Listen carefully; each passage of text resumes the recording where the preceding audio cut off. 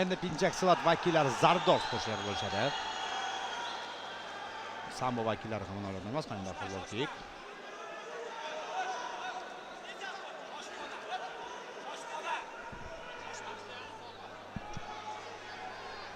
Yana bir low kick. Chapaqay masofani qisqartirish kerak, bo'y borasida farq bor ekan. Oyoqqa tashlayapti. Jangovar Sambo vakiliga qarshimi? Jangovar Sambo vakiliga qarshi jangni parterga o'tkazishga harakat qilish. Bu parterda ancha boxabar bo'lish kerak bo'ladi. Sambo vakillarini-ku, ayniqsa jangovar Sambo vakillarini to'xtatib bo'lmaydi aslini olganda parterda. Ikkita zarba, uchinchisi aylantirib tashlayapti ortidan. Butun arena jonbushga kelmoqda. Qabgard, yo'q, gard ekan. Va hozir tana qismiga bosim o'tkazilmoqda. Yo'q, bosim to'xtadi. Gard davom etmoqda. Zarba. Qorin bosh qo'yib yuborishga, masofani qisqartirishga majbur bo'ldi Bekzod Abdurahmonov va hozir qo'lini tortish kuch burchak holatini yuzaga keltirishga harakat qilyapti, ammo tushmadi bunday vaziyatga va zarbdorligini davom ettiryapti.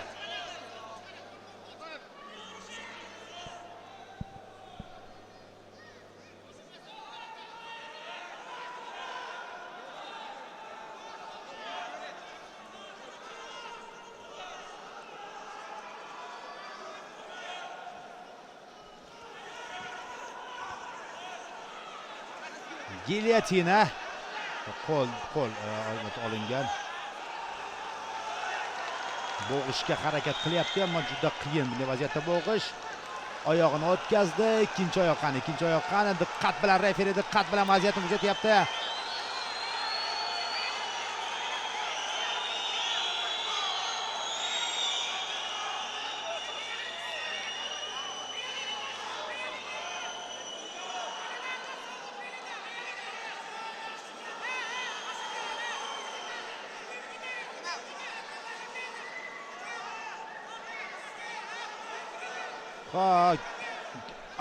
Yaxshilab ushlab olgan ekan, ikkinchi vaziyatda ko'ryapmiz.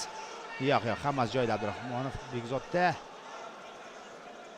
Hammasi joyida. Bu yerda hech qanday usul yo'q, submission yo'q. Bu yerda submission yo'q. Barcha bir va chiqib ketyapti bog'lamdan Bekzod Abdurahmonov. Nima bo'ldi? Kapa yechilib ketgan, birinchi kapani joyiga taqib qo'yish kerak va Mirsoliyev jangni davom ettirishga ruxsat bermoqda.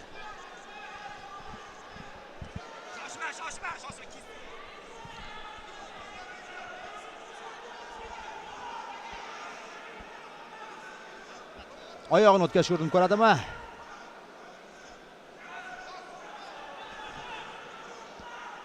Garddan side kontrolga o'tib olmoqda Abdurahimov. Bermayapti, yana gardga qaytarishga harakat qilmoqda.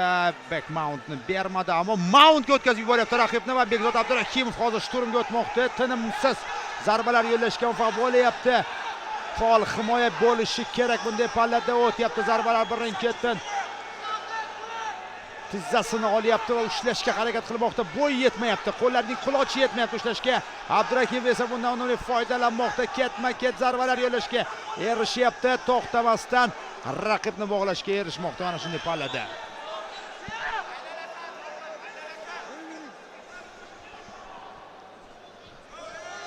Kimura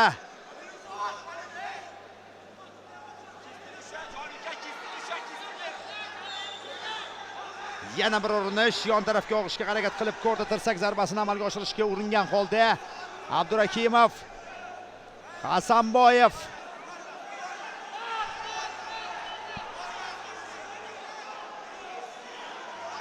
yana Xamir fistlar davom etmoqda.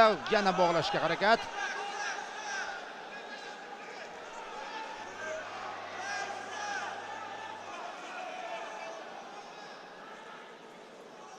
Mana eng qiziqarli jang qaysi? Mana eng keskin jang qaysi? So'nggi 10 soniya.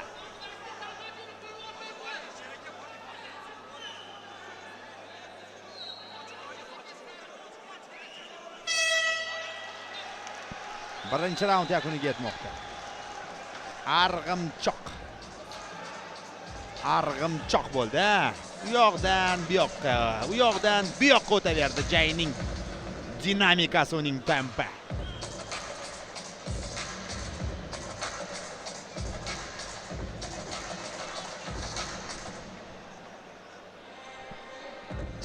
Va takrorlab qalam qo'shishingiz mumkin. Ular esa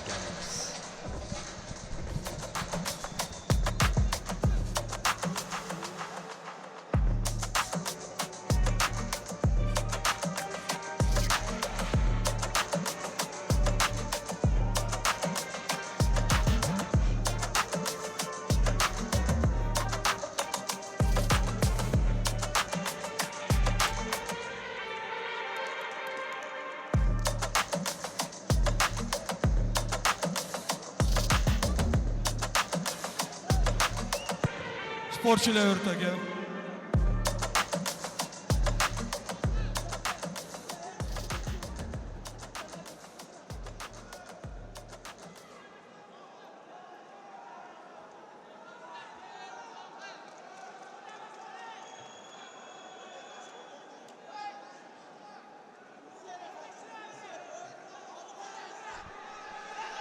ikkinchi raund do'stlar.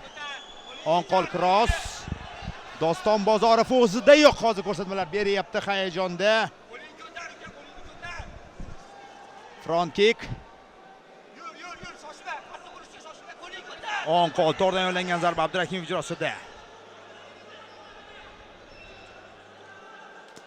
Low kick. Ikkalasida ham ancha kuch sarflab qo'yishdi birinchi raundda. Anchagina middle kick. Nafasi rostlashga o'tishyaptimi? Abdurahimov esa omadini izlayapti zarbalarda.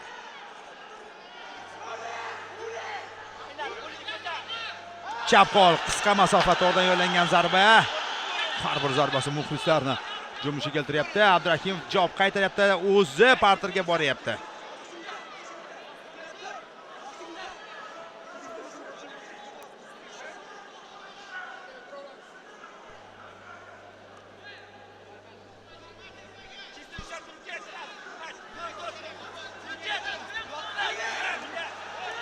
Ikkita zarba, uchinchisi, to'rtinchisi.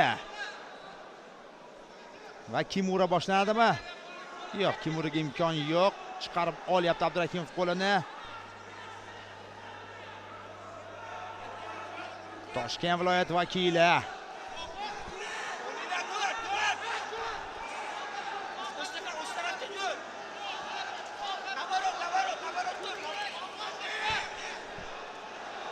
Murakkab vaziyatda qolib ketmoqda Farg'ona viloyat vakili. Abdurahimov esa ogohlantiryapti. Mana endi faol himoyani belgiladi. Ikkita zarba. To'g'ri ushlash mumkin emas.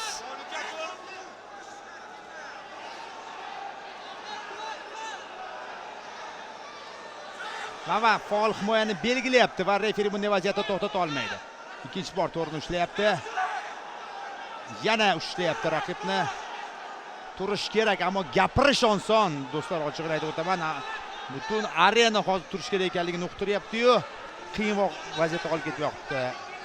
Yana ketdi.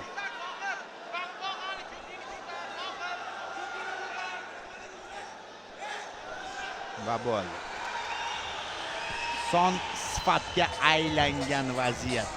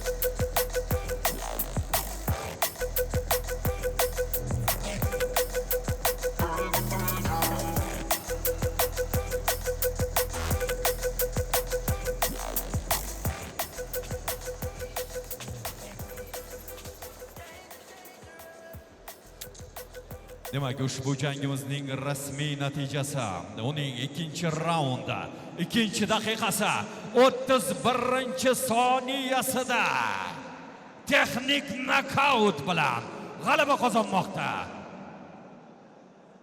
Ko'kilchak